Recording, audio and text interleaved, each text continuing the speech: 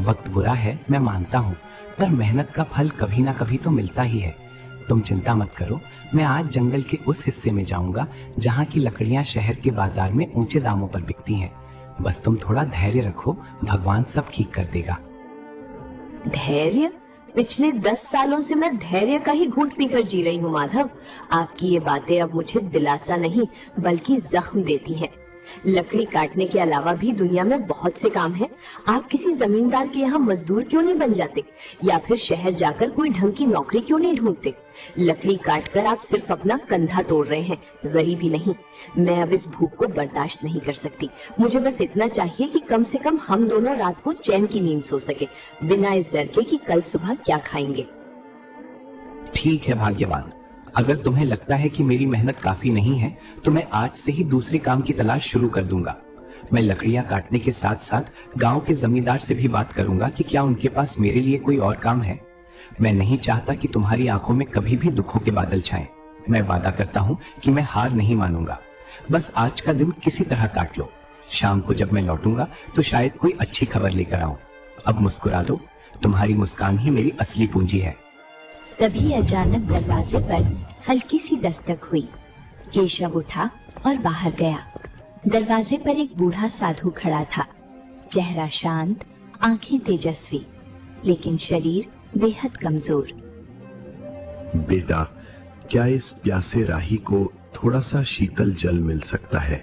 मैं मीलों का सफर तय करके आ रहा हूँ और अब मेरी देह मेरा साथ नहीं दे रही। कंठ सूख गया है और पैरों में छाले पड़ गए हैं। अगर तुम्हारे पास थोड़ा सा अन्न भी हो तो इस बूढ़े को दान कर दो। मुझे किसी राजसी भोग की इच्छा नहीं है, बस एक निवाला मिल जाए ताकि मैं अपनी यात्रा जारी रख सकूं। ईश्वर तुम्हारी सेवा को स्वीकार करेगा और तुम्हारे घर के भंडार हमेशा भरे रहेंगे।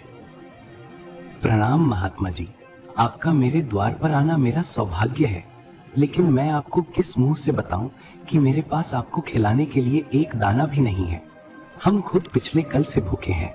मेरी कुटिया में केवल खाली बर्तन और गरीबी का डेरा है। लेकिन हाँ, मैं आपको प्यासा नहीं जाने दूंगा। मैं अभी अंदर से ठंडा जल लेकर आता हूँ। भोजन न दे पाने का मुझे बहुत दुख है, कृपया मुझे क्षमा कर दीजिएगा। पुत्र, दुखी मत हो। दान देने के लिए धन की नहीं, मन की जरूरत होती है। तुम्हारी आंखों में जो करुणा है वो किसी भी 56 भोग से कहीं अधिक तृप्ति देने वाली है। तुम जल ले आओ, वही मेरे लिए अमृत के समान होगा। इंसान की असलियत उसके अभाव में ही पता चलती है, और तुमने अभाव में होकर भी अतिथि सत्कार का धर्म निभाया है। जाओ बेटा, जल ले आओ। मैं यहीं तुम्हारी प्रतीक्षा कर रहा हूँ। तुम्हारी सादगी ने मेरा मन जीत लिया है। माधव ने जैसे ही योगी को जल पिलाया, योगी का चेहरा चमक उठा। उन्होंने प्रसन्न होकर माधव को आशीर्वाद दिया। माधव, तुम्हारी सेवा भावना से मैं अत्यंत प्रसन्न हूँ। मैं तुम्हें 3 ऐसे वरदान देता हूँ जो साधारण मनुष्यों की पहुंच से बाहर हैं। तुम जो भी मांगोगे वो सच हो जाएगा। अपनी पहली इच्छा बताओ पुत्र, लेकिन याद रहे वरदान का उपयोग सोच समझ कर करना। धन, वैभव, आयु या शक्ति, तुम कुछ भी मांग सकते हो। बोलो, तुम्हारी पहली अभिलाषा क्या है? महात्मा जी, आपने मुझे बड़ी परीक्षा में डाल दिया। वैसे तो मुझे बहुत कुछ चाहिए, पर मैं अपनी बुद्धि का प्रयोग करना चाहता हूँ। मेरा पहला वरदान ये है कि मेरी ये कुल्हाड़ी, जिसे मैं अपनी जान से ज्यादा चाहता हूँ, जो भी इसे हाथ लगाए वो मेरी आज्ञा के बिना इसे छोड़ ना पाए, और अगर वो इसे चलाना शुरू करे तो जब तक मैं रुकने को न कहूँ वो रुक न सके। क्या आप मुझे ऐसा विचित्र वरदान दे सकते हैं? मुझे लगता है कि ये मेरे बहुत काम आएगी। अजीब मांग है, पर वचन के अनुसार तथास्तु। तुम्हारी कुल्हाड़ी अब तुम्हारी आज्ञा की गुलाम है। अब बिना समय गवाए अपनी दूसरी इच्छा प्रकट करो। याद रखना, तुम्हारे पास केवल 2 और मौके बचे हैं। क्या तुम्हें सोने की खदानें चाहिए, या फिर कोई ऐसा महल जो बादलों को छूता हो? संसार की हर सुख सुविधा तुम्हारे कदमों में हो सकती है। बस एक बार अपने मन की बात कहो और चमत्कार देखो। महाराज, दूसरी इच्छा के लिए मैं इस पुरानी लकड़ी की कुर्सी को चुनता हूँ। मैं चाहता हूँ कि जो कोई भी इस कुर्सी पर एक बार बैठ जाए वो मेरी अनुमति के बिना यहाँ से हिल तक न सके। वो इस कुर्सी से ऐसा चिपक जाए जैसे पत्थर पर लकीर। चाहे कोई कितना भी बलवान क्यों ना हो, मेरी मर्जी के बिना उसका उठना नामुमकिन हो जाए। बस यही मेरी दूसरी विनती है। मुझे विश्वास है कि आप मेरी इस इच्छा को भी पूरा करेंगे। तुम्हारी सोच किसी आम आदमी जैसी नहीं है माधव। ये वरदान भी तुम्हें दिया। अब आखिरी और तीसरी इच्छा की बारी है। सोच लो, क्या तुम अपनी गरीबी हमेशा के लिए खत्म नहीं करना चाहोगे? क्या तुम्हें अपने लिए लंबी आयु या निरोगी काया नहीं चाहिए? ये अंतिम अवसर है। इसके बाद मैं अदृश्य हो जाऊंगा और फिर कभी नहीं मिलूंगा। अपनी तीसरी इच्छा मांगो और अपने भाग्य का फैसला खुद करो। महात्मा जी, तीसरी इच्छा के रूप में मैं चाहता हूँ कि मेरा ये जो चमड़े का पुराना थैला है, इसके भीतर मैं जो कुछ भी डाल दूं, चाहे वो कोई वस्तु हो, सोना हो या कोई जीवित प्राणी, उसे मेरे अलावा कोई और बाहर न निकाल सके। वो उस थैले की गहराई में तब तक कैद रहे जब तक मैं खुद उसे आजाद न करूं। यही मेरी अंतिम मांग है।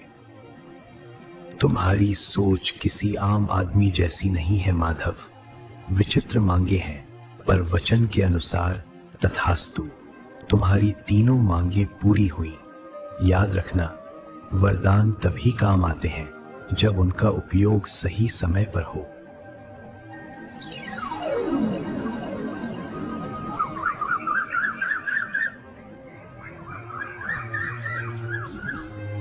साधु बाबा के जाते ही भाग्यवान, जो अब तक चुपचाप सब सुन रही थी, ज्वालामुखी की तरह फट पड़ी। उसे लगा कि माधव ने अपनी मूर्खता से सुनहरे भविष्य की बलि दे दी है। वाह माधव, क्या गजब की बुद्धिमानी दिखाई है आपने। साक्षात देवता आपके द्वार पर आकर कह रहे थे कि धन मांग लो, सुख मांग लो, पर आपने क्या मांगा? कुल्हाड़ी, कुर्सी और थैला। क्या इन बेजान चीजों से मेरा पेट भरेगा? क्या इन वरदानों से हमारे सिर की छत पक्की हो जाएगी? मैं यहाँ दाने दाने को तरस रही हूँ और आपने फालतू वरदान मांग लिया। आज आपने साबित कर दिया कि आप कभी तरक्की नहीं कर सकते। काश वो वरदान मुझे मांगने का मौका मिलता, तो आज मैं इस झोपड़ी को महल बना देती। भाग्यवान, तुम जो देख रही हो वो केवल साधारण चीजें हैं, पर मैं जो देख रहा हूँ वो एक सुरक्षा कवच है। कभी कभी सीधे तरीके से मांगा हुआ धन टिकता नहीं है, पर बुद्धि से बनाई गई संपत्ति सदा साथ रहती है। तुम मुझ पर भरोसा रखो। ये 3 वरदान हमें वो सब कुछ दिलाएंगे जो तुम चाहती हो। मैंने जो मांगा है उसके पीछे एक गहरा रहस्य है जो वक्त आने पर तुम्हें समझ आ जाएगा। फिलहाल शांत हो जाओ, क्योंकि आने वाला समय बहुत बड़ी चुनौतियां लेकर आने वाला है। पत्नी के तानों से आहत होकर माधव अपनी पुरानी कुल्हाड़ी कंधे पर रखकर चंदनपुर के सबसे घने और डरावने जंगल की ओर निकल पड़ा। दोपहर की तपती धूप पेड़ों की घनी छांव को चीरने की कोशिश कर रही थी। माधव एक पुराने बरगद के पेड़ के नीचे बैठ गया। उसका मन अशांत था और पेट में भूख की आग जल रही थी। उसे लग रहा था कि शायद उसने सच में वरदान मांगने में गलती कर दी। हे भगवान, क्या मेरी किस्मत में हमेशा ठोकरें खाना ही लिखा है? भाग्यवान सही कह रही थी। अगर मैं उस महात्मा से सोने की मोहरें मांग लेता तो कम से कम आज मुझे इस तरह भटकना तो नहीं पड़ता। पेट में अन्न का दाना ही नहीं, जंगल में भी अब सूखी लकड़ियां मिलना मुश्किल हो गया है। ऐसा लगता है जैसे ये पेड़ भी मेरी गरीबी का मजाक उड़ा रहे हैं। समझ नहीं आता कि मैं घर वापस किस मुंह से जाऊंगा। वहां तो सिर्फ खाली बर्तन और पत्नी की शिकायतें मेरा इंतजार कर रही हैं। तभी झाड़ियों के पीछे से एक विचित्र बूढ़ा व्यक्ति बाहर निकला और चेहरे पर एक अजीब सी कुटिल मुस्कान थी। वो धीरे धीरे माधव की ओर बढ़ने लगा। माधव ने गौर किया कि उस बूढ़े के चलने की आवाज सामान्य नहीं थी। जब उसने नीचे देखा तो उसके होश उड़ गए। उस बूढ़े के पैर इंसानों जैसे नहीं, बल्कि बकरियों के खुरों जैसे थे। अरे ओ नौजवान, इतना उदास होकर इस वीराने में क्यों बैठे हो? तुम्हारी आहें तो इस जंगल के पत्तों को भी सुखा रही हैं। क्या बात है? क्या तुम्हारी पत्नी ने तुम्हें घर से निकाल दिया है, या फिर ये गरीबी का भूत तुम्हारा पीछा नहीं छोड़ रहा? देखो, मैं इस जंगल का बहुत पुराना निवासी हूँ और मैं लोगों के दुख भांप लेता हूँ। तुम्हारी हालत देखकर मुझे तुम पर दया आ रही है। अगर तुम चाहो तो मैं तुम्हारी सारी दरिद्रता एक पल में दूर कर सकता हूँ। बस तुम्हें मेरी एक छोटी सी शर्त माननी होगी। बोलो, क्या तुम अपनी किस्मत बदलना चाहते हो? प्रणाम महानुभाव, आप अचानक इस घने जंगल में कहां से आ गए और आपको कैसे पता चला कि मैं अपनी पत्नी से परेशान होकर यहाँ बैठा हूँ? आपकी बातें सुनकर मुझे थोड़ा अजीब लग रहा है। और ये आपके पैर, आप कोई साधारण मनुष्य तो नहीं लगते। कहीं आप वही मायावी राक्षस तो नहीं जिसकी कहानियां हमारे बुजुर्ग सुनाया करते थे, जो लोगों को लालच देकर उनका सब कुछ छीन लेता है? मुझे आपसे बात करने में डर लग रहा है, फिर भी मेरी जिज्ञासा शांत कीजिए कि आप आखिर हैं कौन और मुझसे क्या चाहते हैं? तुम तो बहुत चतुर निकले लकड़हारे। हाँ, तुमने सही पहचाना। मैं इस मायावी साम्राज्य का स्वामी हूँ। पर डरो मत, मैं तुम्हें चोट पहुंचाने नहीं बल्कि तुम्हारी झोली भरने आया हूँ। देखो, मेरे पास सोने की मोहरों से भरी ये 3 थैलियां हैं। इन्हें ले जाओ और अपनी पत्नी के हर सपने को पूरा करो। अच्छा खाना खाओ, अच्छा पहनो और इस झोपड़ी की जगह महल बना लो। बदले में मुझे बस इतना चाहिए कि आज से ठीक 1 साल बाद तुम्हें मेरे साथ मेरे लोक में चलना होगा और मेरी गुलामी करनी होगी। 1 साल की पूरी आजादी और बेहिसाब दौलत। सोच लो, सौदा बुरा नहीं है। माधव समझ गया था कि ये शैतानी राक्षस उसे अपनी जाल में फंसाना चाहता है, लेकिन घर की गरीबी और भाग्यवान के तानों को याद कर उसका मन डोल गया। उसने सोचा कि क्यों ना अभी ये धन ले लिया जाए और बाद में उन वरदानों का इस्तेमाल करके इस राक्षस से निपटा जाए। मालिक, आपकी बात तो सच है। इस तरह रोज रोज भूखे मरने से तो अच्छा है कि 1 साल तक राजाओं जैसी जिंदगी जी ली जाए। मेरी पत्नी को हमेशा मुझसे शिकायत रहती है कि मैं उसके लिए कुछ नहीं कर पाता। कम से कम इन मोहरों से उसे 1 साल की खुशियां तो मिल पाएंगी। पर मुझे डर है कि 1 साल बाद जब आप मुझे लेने आएंगे तो मेरी पत्नी और बच्चों का क्या होगा। खैर, जो होगा सो देखा जाएगा। मैं आपके इस सौदे के लिए तैयार हूँ। मुझे वो सोने की थैलियां दे दीजिए ताकि मैं अपनी बदहाली को दूर कर सकूं, और 1 साल बाद मैं आपके साथ चलने का वादा करता हूँ। बहुत खूब, मुझे तुम्हारी बुद्धिमानी पसंद आई। ये लो सोने की 3 थैलियां। इनमें इतनी दौलत है कि तुम 7 जन्मों तक बैठकर खा सकते हो। जाओ और अपनी जिंदगी के हर पल का आनंद लो। ऐश करो, दान पुण्य करो या जो जी में आए वो करो। लेकिन याद रखना लकड़हारे, मैं ठीक 1 साल बाद इसी जगह इसी वक्त तुम्हें लेने आऊंगा। अगर तुमने भागने की कोशिश की तो मेरा प्रकोप पूरे गांव को भस्म कर देगा। अब जाओ और अपनी पत्नी को ये खुशियां दे दो। हमारी मुलाकात अब 1 साल बाद होगी। तब तक के लिए विदा।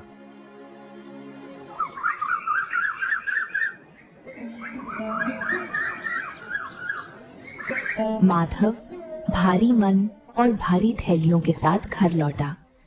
उसने रास्ते से ढेर सारी मिठाइयाँ, फल, मछली और नए कपड़े खरीदे। भाग्यवान, ओ भाग्यवान, देखो मैं तुम्हारे लिए क्या लाया हूँ। अब तुम्हें कभी भूखा नहीं सोना पड़ेगा और ना ही उन फटे हुए कपड़ों में रहना होगा। देखो, मैं बाजार से तुम्हारे लिए रेशमी वस्त्र और सबसे बढ़िया पकवान लाया हूँ। और ये देखो, सोने की मोहरों से भरी थैलियाँ। अब हम इस पुरानी कुटिया को तोड़कर एक आलीशान मकान बनाएंगे। पूरे चंदनपुर में हमारे जैसा अमीर कोई नहीं होगा। अब मुस्कुराओ और अपनी इस नाराजगी को छोड़ दो, क्योंकि तुम्हारे पति ने तुम्हारी सारी इच्छाएं पूरी करने का रास्ता ढूंढ लिया है। अरे, ये सब क्या है माधव? सुबह तो आपके पास एक कौड़ी नहीं थी और अभी दोपहर ढलते ही आप सोने की थैलियां लेकर आ गए। क्या आपने कहीं चोरी की है या किसी का खून किया है? इतने सारे पैसे आपको भला कौन दे सकता है? और ये मिठाइयाँ, ये कपड़े, मेरा तो सिर चकरा रहा है। मुझे सच सच बताइए कि ये धन कहाँ से आया है? कहीं ऐसा ना हो कि इन सुखों के बदले हमें कोई बहुत बड़ी कीमत चुकानी पड़े। मुझे आपकी आंखों में वो खुशी नहीं दिख रही जो इतनी दौलत मिलने पर होनी चाहिए। आप कुछ छुपा रहे हैं ना? भाग्यवान, तुम बहुत सवाल पूछती हो। मैंने कोई चोरी नहीं की है। मुझे जंगल में एक बहुत बड़ा काम मिला है जिसके लिए मालिक ने मुझे ये पेशगी दी है। उन्होंने कहा है कि मैं 1 साल तक आराम करूं और फिर उनके काम पर लौटूं। बस तुम इतना समझ लो कि अब हमारे अच्छे दिन आ गए हैं। आने वाले 1 साल में हम वो सब करेंगे जो हमने कभी सोचा भी नहीं था। जो भविष्य में होगा उसकी चिंता आज क्यों करना। अभी तो बस इस भोजन का आनंद लो और अपनी खुशियां मनाओ, बाकी सब मुझ पर छोड़ दो। भाग्यवान खुश तो थी, पर उसके मन के किसी कोने में एक अनजाना डर बैठ गया था। समय अपनी गति से चलता रहा। माधव, आज साल का आखिरी दिन है और आप सुबह से पागलों की तरह इस पुरानी कुल्हाड़ी को क्यों घूर रहे हैं? हमारे पास अब सोने की कमी नहीं है, फिर भी आप इस फटी पुरानी कुल्हाड़ी और लकड़ी की बेकार कुर्सी को अपनी जान से ज्यादा संभाल कर रखते हैं। मुझे सच सच बताइए, वो मालिक कौन है जिसने आपको इतना धन दिया और आज वो आपको कहाँ ले जाने वाला है? आपकी चुप्पी मुझे अंदर ही अंदर खाई जा रही है। क्या हम हमेशा के लिए जुदा होने वाले हैं? अगर ऐसा है तो मुझे ये धन दौलत नहीं चाहिए, मुझे बस अपने पति का साथ चाहिए। क्या आप मुझ पर इतना भी भरोसा नहीं करते कि अपनी परेशानी मुझे बता सके? भाग्यवान, तुम व्यर्थ ही घबरा रही हो। मैंने तुम्हें पहले भी कहा था कि वक्त आने पर सब पता चल जाएगा। आज वो घड़ी आ गई है। जो धन हम पिछले 1 साल से इस्तेमाल कर रहे हैं वो कोई साधारण धन नहीं था। उसे पाने के लिए मैंने अपनी जान का सौदा किया है। लेकिन घबराओ मत, मैंने उस महात्मा से जो 3 वरदान मांगे थे वो आज हमारी रक्षा करेंगे। तुम बस इतना करो कि जब वो अतिथि यहाँ आए तो तुम घर के अंदर रहना और चाहे जो हो जाए बाहर मत आना। आज मैं दिखा दूंगा कि एक साधारण इंसान की बुद्धि बड़े से बड़े मायावी को कैसे परास्त कर सकती है। बस मुझ पर विश्वास रखो और प्रार्थना करो। वो बूढ़ा आदमी अब अपने असली रूप में था, एक भीमकाय राक्षस जिसकी लंबी सींगें थीं और आंखों से अंगारे बरस रहे थे। लकड़हारे, समय समाप्त हुआ। देखो, मैं अपना वादा निभाने आ गया हूँ। तुमने 1 साल तक मेरे धन पर खूब ऐश की, अच्छे पकवान खाए, पर अब भुगतान का समय है। चलो अपनी ये कुल्हाड़ी उठाओ और मेरे पीछे पीछे मेरे नरक लोक की ओर चलो। वहां तुम्हें अनंत काल तक मेरी गुलामी करनी होगी। अब देर मत करो, मेरी भूख बढ़ रही है और मुझे इंसानों को तड़पाने में बड़ा मजा आता है। क्या तुम तैयार हो अपने मालिक के साथ चलने के लिए, या फिर मुझे तुम्हें घसीट कर ले जाना पड़ेगा? अपनी पत्नी से विदा ले लो, क्योंकि अब तुम उसे कभी दोबारा नहीं देख पाओगे। प्रणाम मालिक, आप आ गए। मैं तो आपका ही इंतजार कर रहा था। भला मैं अपने वादे से कैसे मुकर सकता हूँ।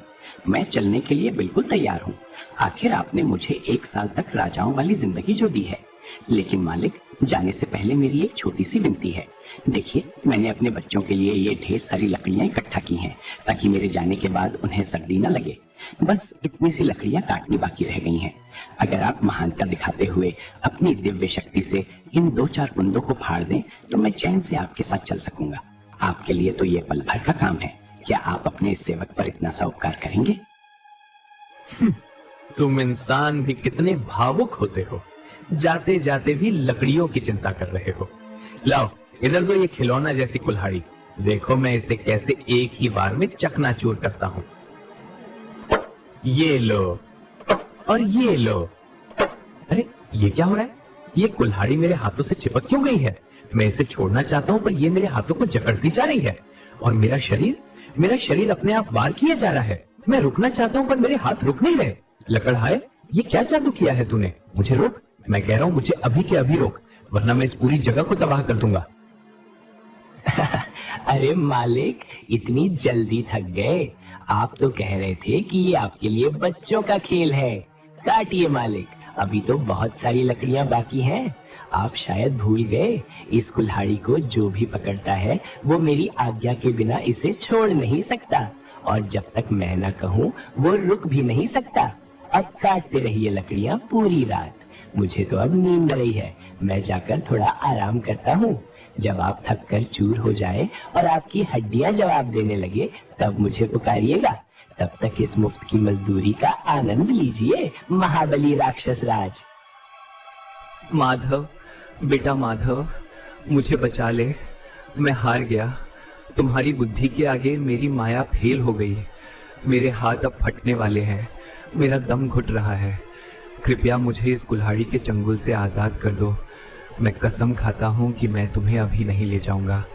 मैं तुम्हें 1 और साल की मोहलत देता हूँ और साथ में 3 और सोने की थैलियाँ भी दूंगा। बस मुझे इस नरक से निकालो। मैं अब एक पल भी ये कुल्हाड़ी नहीं चला सकता। मुझ पर दया करो। अच्छा, तो अब आप रास्ते पर आए। 1 साल की मोहलत और 3 थैलियां? नहीं नहीं मालिक, इतना कम तो मेरी मेहनत का हर्जाना भी नहीं है। अगर आप आजाद होना चाहते हैं तो आपको मुझे 5 थैलियां सोने की मोहरें देनी होंगी और वादा करना होगा कि आप अगले 2 साल तक इधर नजर भी नहीं आएंगे। अगर मंजूर है तो मैं कुल्हाड़ी को रुकने का आदेश दूं। मंजूर है, मुझे सब मंजूर है। 5 क्या तुम 7 थैलियां ले लो, पर मुझे इस जादुई फंदे से छुड़ाओ। मैं अगले 2 साल तक इस गांव की सीमा में भी कदम नहीं रखूंगा। ये लो तुम्हारी सोने की थैलियां। मैंने अपनी माया से उन्हें तुम्हारे आंगन में प्रकट कर दिया है। अब बस इस कुल्हाड़ी को रुकने को कहो। मेरी शक्ति अब जवाब दे रही है। माधव ने कुल्हाड़ी को रुकने का आदेश दिया। कुल्हाड़ी तुरंत राक्षस के हाथ से छूटकर गिर गई। राक्षस बिना पीछे मुड़े वहां से भाग खड़ा हुआ।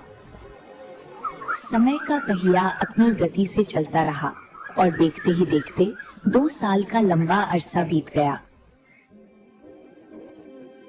माधव, आज 2 साल पूरे होने को है। पिछली बार आपने उस राक्षस को अपनी जादुई कुल्हाड़ी से धूल चटा दी थी, लेकिन मुझे डर है कि वो इस बार और भी ज्यादा तैयारी के साथ आएगा। क्या आपको नहीं लगता कि हमें ये गांव छोड़कर कहीं दूर चले जाना चाहिए? ये ऐशो आराम, ये महल सब बेकार है अगर आप सुरक्षित नहीं हैं। मेरी रातों की नींद उड़ गई है। हराहट पर मुझे वही भयानक चेहरा याद आता है। भाग्यवान, तुम व्यर्थ ही अपने मन को अशांत कर रही हो। भय शत्रु की सबसे बड़ी शक्ति होती है और मैं उसे ये शक्ति नहीं देना चाहता। मैंने उन महात्मा से जो वरदान मांगे थे वो केवल खिलौने नहीं थे, बल्कि आत्मरक्षा के अचूक अस्त्र थे।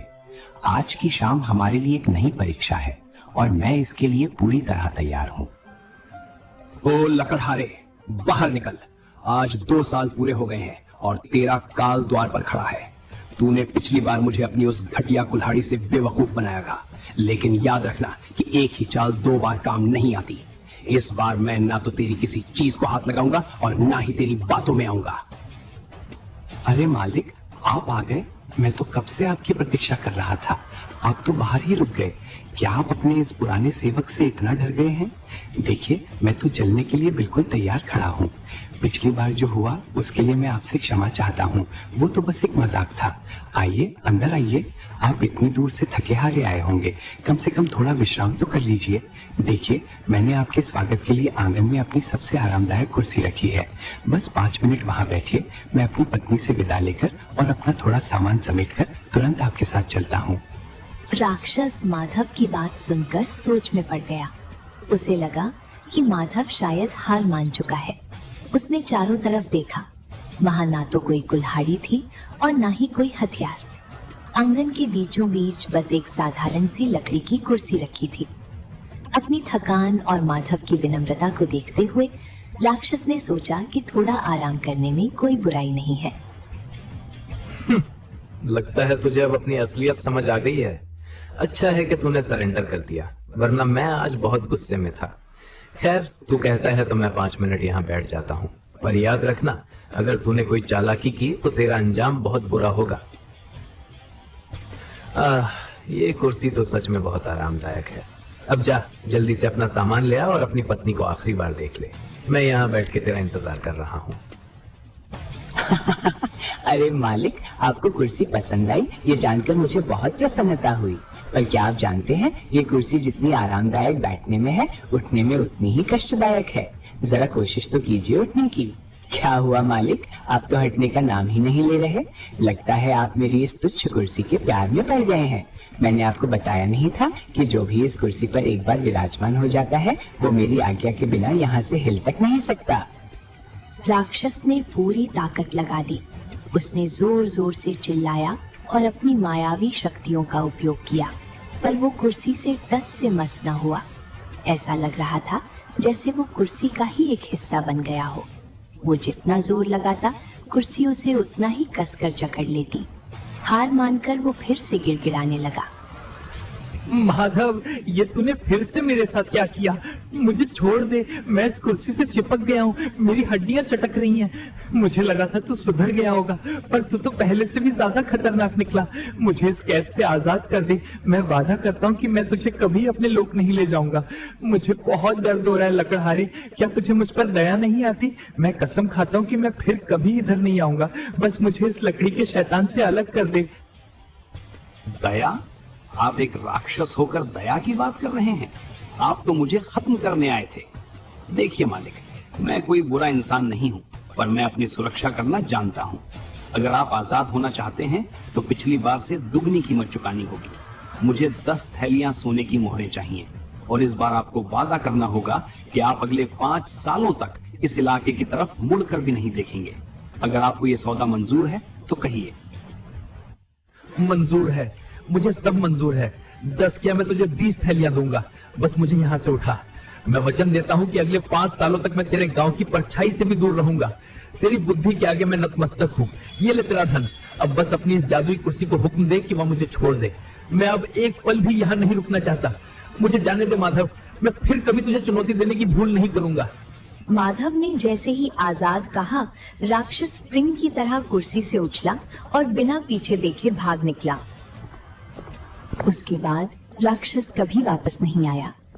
माधव उस धन से गांव का सबसे अमीर आदमी बन गया था, और इस तरह माधव और भाग्यवान ने अपनी सादगी और बुद्धिमत्ता से एक महाबली राक्षस को धूल चटा दी।